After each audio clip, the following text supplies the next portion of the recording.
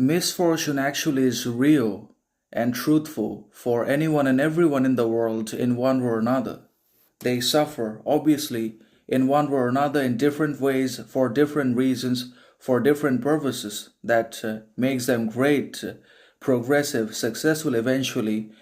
Obviously, those sufferings being different from each other's. Some people are in poverty, injustice, inequality, and they suffer from the fact of being poor or lower class people. Others don't have education, others suffer losses, tragedy. So manifold suffering haunts anyone and everyone in modern society. But then again, when it comes to the wise, intelligent, reasonable, conscious, authentic sort of man and women in the world, then obviously they have their own misfortunes. They're already criticized, ostracized from society. They're already scapegoated, condemned by their own peers, friends, and also by other men and women in society. They are the real target, for they speak the truth.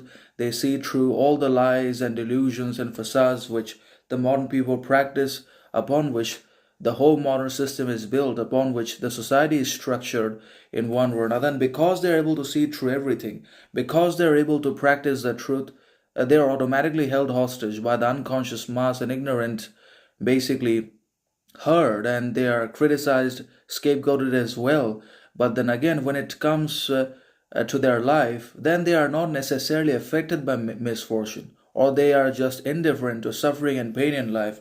They have developed so much consciousness and individuality and authenticity that already makes them immune from all suffering, that makes them basically a shield to suffering, to misfortune itself, because they do not let misfortune affect them, because their highest interests, needs, and desires in life are reasonable, authentic, just, fair, and conscious in themselves, and those interests are fundamentally driven by reason, by wisdom, by nature, and not by basically passions, impulses, and obviously drives, ambitions in life, but only on the direction of reason they live, and that's why they lead a free, authentic, sovereign sort of life. They live with prosperity and happiness, even in the midst of misfortune. So even in the presence of suffering, tragedy, drawback, they are able to thrive. They are able to become better than before, because then again, they are not necessarily bothered, affected, influenced by misfortune. They learn from it. They integrate from the bad times and obviously people and events and rejections. They learn from anything and everything they can.